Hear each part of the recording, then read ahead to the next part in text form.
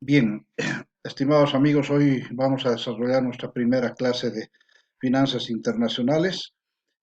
Nos corresponde llevar los sistemas monetarios, pero antes de entrar en el tema de sistemas monetarios, quiero un poco comentar qué es lo que está sucediendo con nuestra economía a nivel mundial.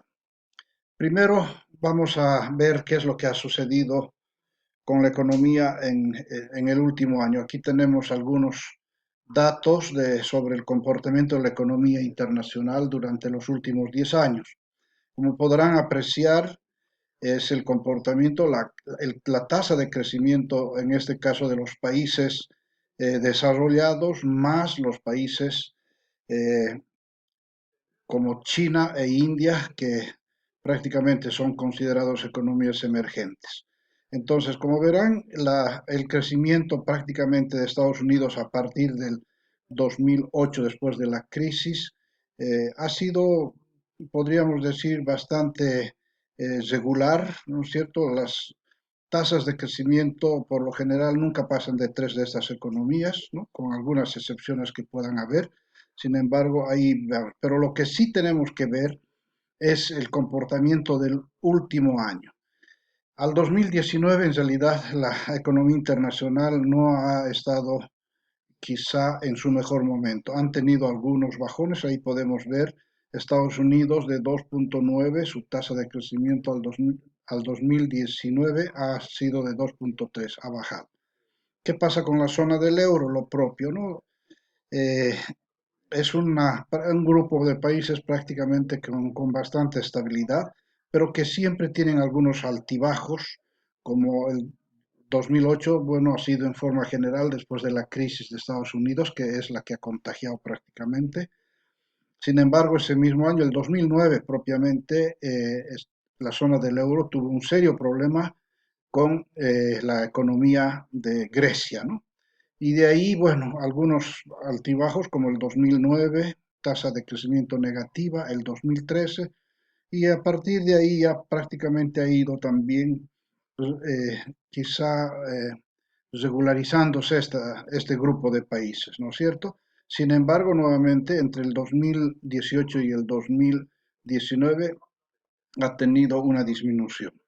Japón, quizá una de las economías eh, más estables, podríamos decir, en ese sentido. Sus tasas de crecimiento también siempre son bajas, pero con cierta estabilidad, ¿no? También, obviamente, algunas excepciones, como el 2011 eh, y el 2014, que no tuvo una tasa de crecimiento.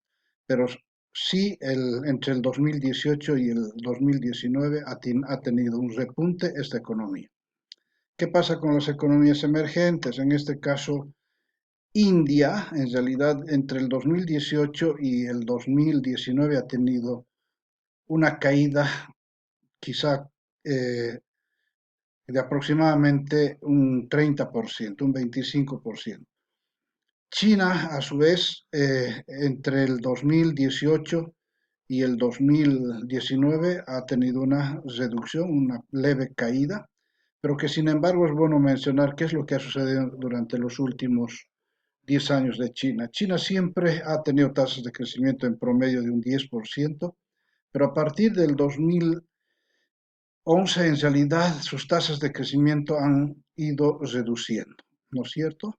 Como podemos ver, ya no ha vuelto más a ese ritmo que nos tenía acostumbrados a un promedio de 10%. Sin embargo, no es que esté mal la tasa de crecimiento, sigue siendo una de las tasas más altas del mundo, ¿no es cierto? Pero sin embargo, es bueno reiterar de que entre el 2018 y el 2019 ha tenido ya algunos problemas recesivos. En, el, en la región, prácticamente eh, Bolivia ha vuelto a tener, de acuerdo a los datos del Banco Mundial, una tasa de crecimiento quizá muy parecida a la del 2018, aunque esto prácticamente no creo que se llegue a... Son datos preliminares, por supuesto, pero según el Banco Mundial es como si Bolivia hubiera crecido 4.20 y no es así. yo creo que la tasa de crecimiento no va a pasar prácticamente de 3%.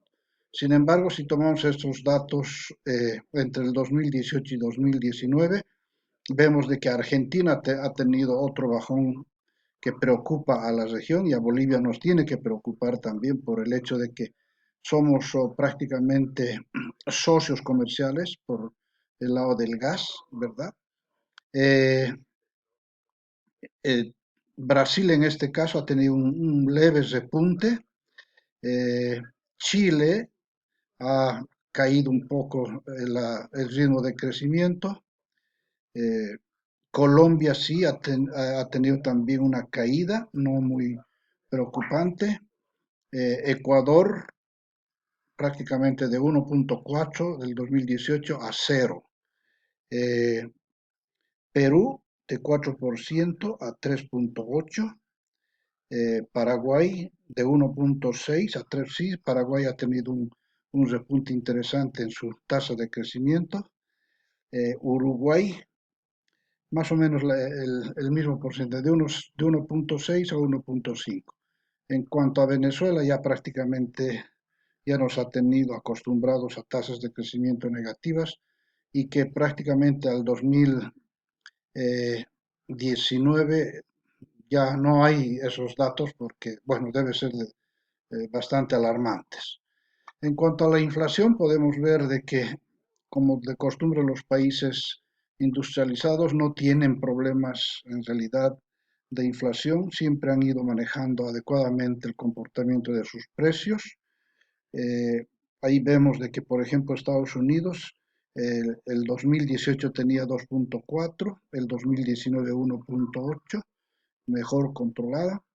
Japón de 1% de inflación el 2018, 0.5 el 2019. India, antes la zona del euro, de 1.8 a 1.30 prácticamente su inflación entre uno y el otro año. En la India, de 3.5 a 3.7, los países emergentes que también lo consideramos en este grupo. Eh, Quizá India es la que ha tenido eh, un incremento en sus precios, en realidad una inflación de casi el doble un, con respecto al 2018, el doble, ¿no? En cambio, China eh, prácticamente no es para alarmarse de 2.10 a 2.9. ¿Qué es lo que ha sucedido en nuestra región? En nuestra región prácticamente Argentina nos tiene que preocupar. Argentina el 2018 tenía 34.30, al 2019 51.8. El resto de las economías creo que no tienen problemas, incluido nuestro país. Brasil de 3.70, en realidad la misma inflación. Eh, Chile, 2.30 el 2018, 2.60 el 2019. Colombia, 3.20 el 2018, 3.50 el 2019. Ecuador, de 0.20 a 0.30, prácticamente no tiene problemas en ese sentido. Paraguay, de 4 a 2.83.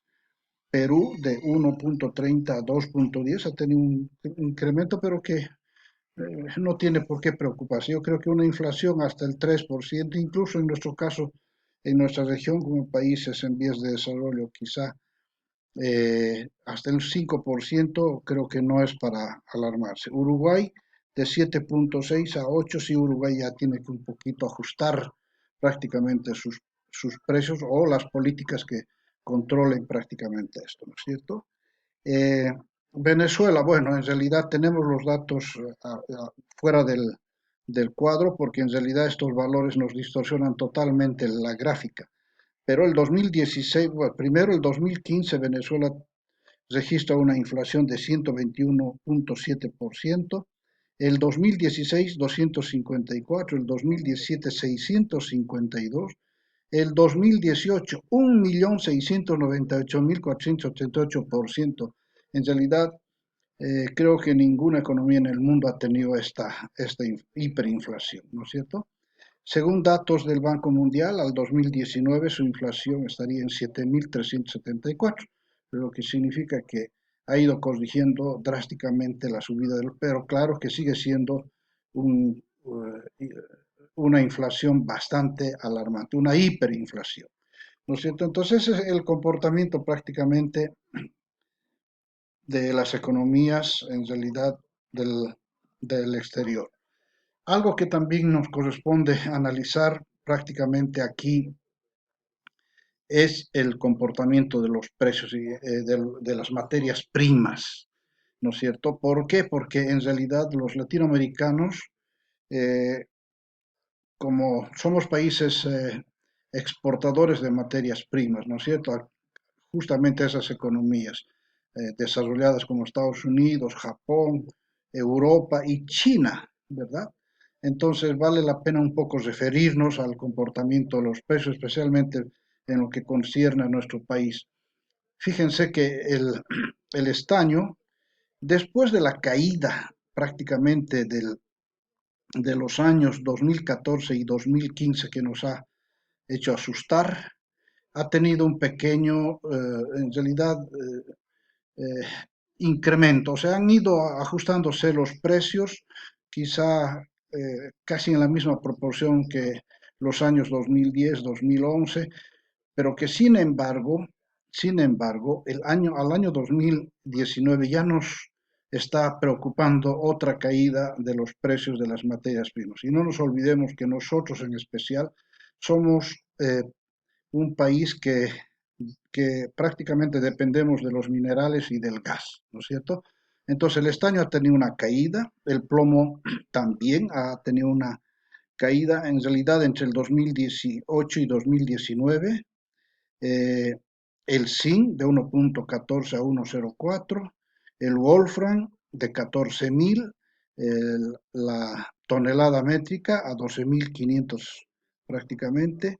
El antimonio sí ha tenido eh, también una caída de 8.100 a 5.850. El cobre de 2.71 a 2.79 la libra fina. La plata sí ha tenido un incremento, así como el oro. La plata de 15.30 la onza Troy a 18.05. Mientras que el oro, la onza Troy de 1.277 a 1.523. Al 2019 ese ha sido el comportamiento. En forma general podemos decir de que sí ha habido una disminución, una rebaja en los precios. Y fíjense lo que está aconteciendo hasta el 13 de marzo. Ha habido prácticamente una caída de, lo, de los precios con respecto a 2017. El estaño ha tenido más caída todavía. El plomo en sí, todos estos minerales, con excepción, podríamos decir, del Wolfram que ha tenido un repunte, y el oro. Incluso la plata ha caído con respecto a, el, a, a diciembre del 2019. Entonces yo creo que nos tiene que preocupar esto. Y pasa lo mismo, ya sabemos todos, con el petróleo. El petróleo, si bien estaba queriendo repuntar, pero que sin embargo en el mes de marzo ha tenido una caída impresionante de 29.6. Y no nos olvidemos que a nosotros nos interesan mucho estos precios, por lo que decíamos que dependemos de prácticamente los minerales y el gas. Y también la soya. La soya también ha tenido una disminución, de acuerdo a lo que podemos ver en este cuadro, entre el 2018 y 2019, la harina de soya de 381 a 359, el aceite de soya de 727 a 8, ha subido, pero que sin embargo, fíjense, al 20 de marzo, el aceite de soya ha bajado a 575 y la harina de soya a 296.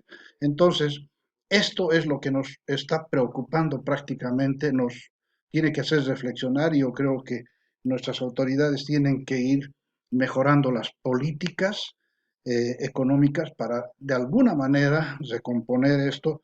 Y en definitiva lo que tiene que ver en Bolivia es quizá redireccionar nuestra economía, es decir, diversificar, porque no podemos seguir con esta dependencia que nos ha hecho muchísimo daño hasta ahora, ¿ok? Bien,